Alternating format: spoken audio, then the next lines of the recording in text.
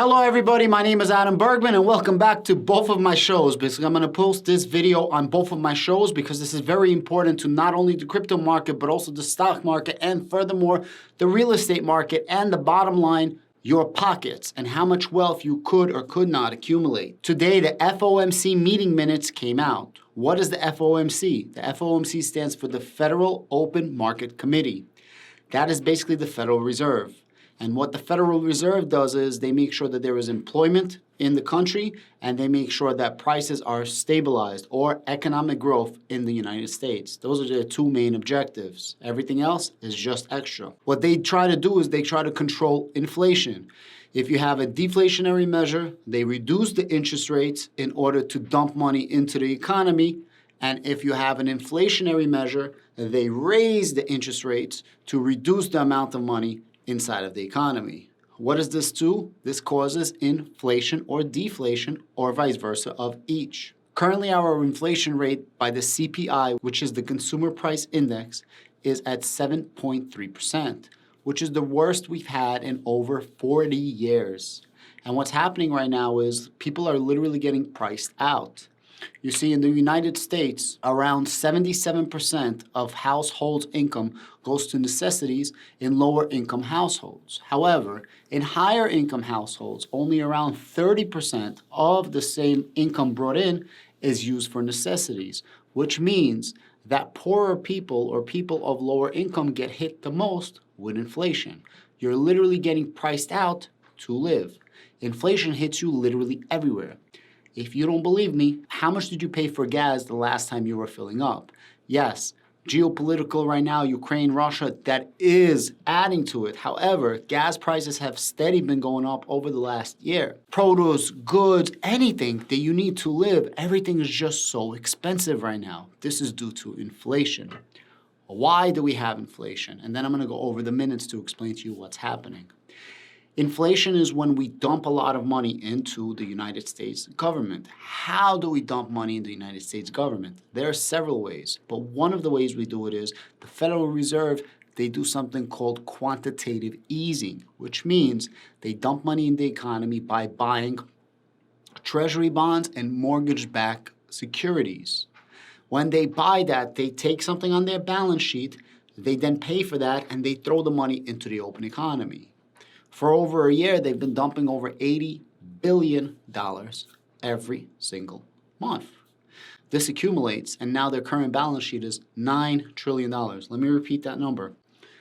$9 trillion. The opposite of quantitative easing is tapering. What exactly is tapering? When you have something bigger and you make it smaller, smaller, smaller, well, they will taper how much money is now in the economy or how much money is going into the economy.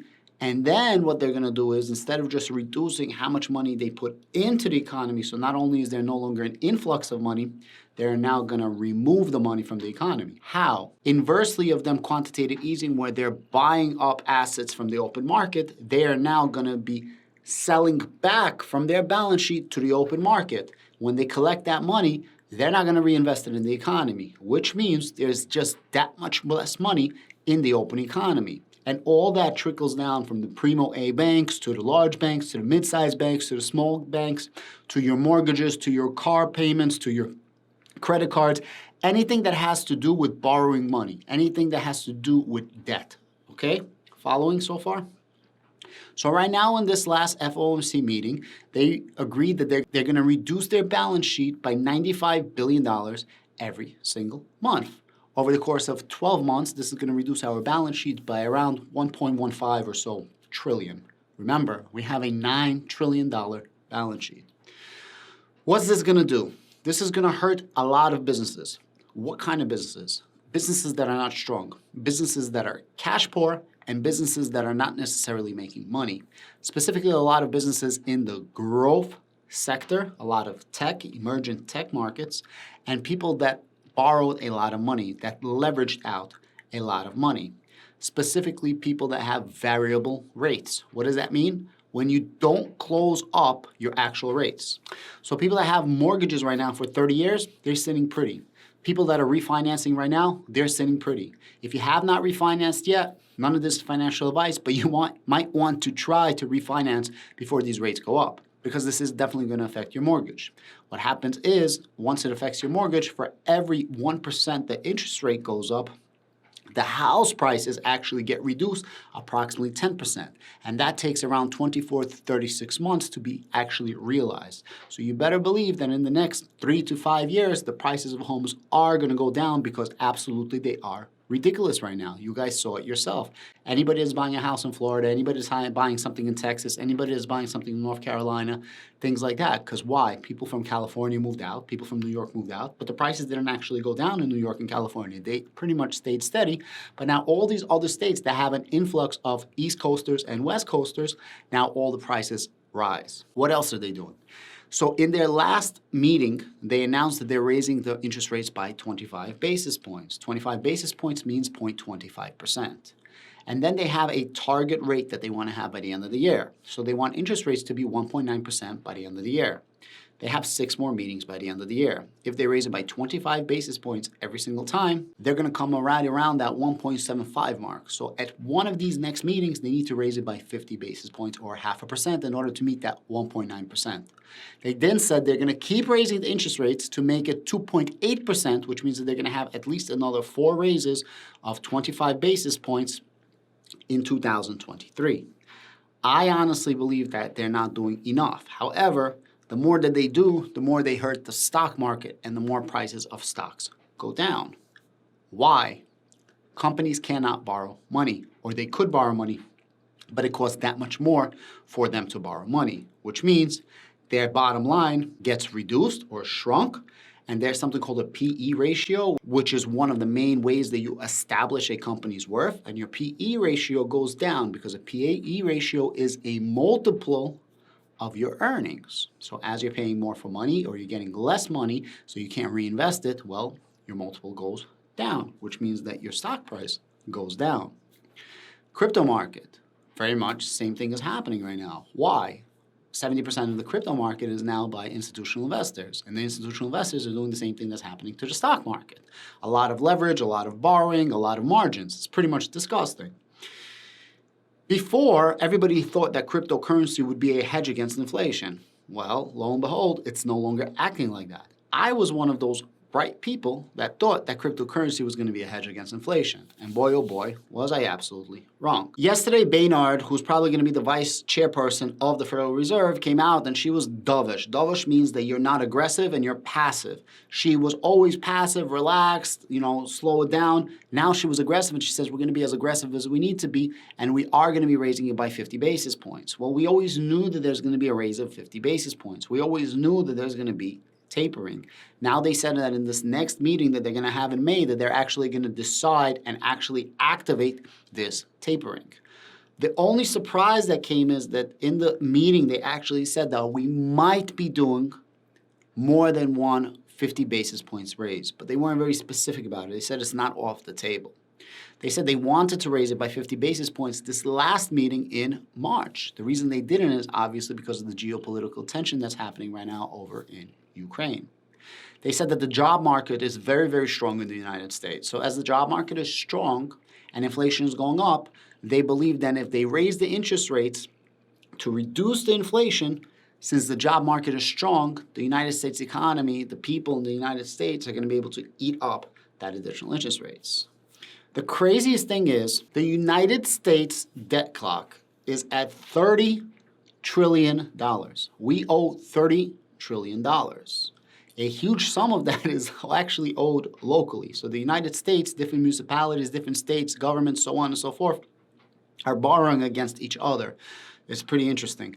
So if we raise the interest rate too high, we're going to screw ourselves. What's going to happen is we're not going to be able to pay back, or all the money that's coming in is going to be used to pay off debt.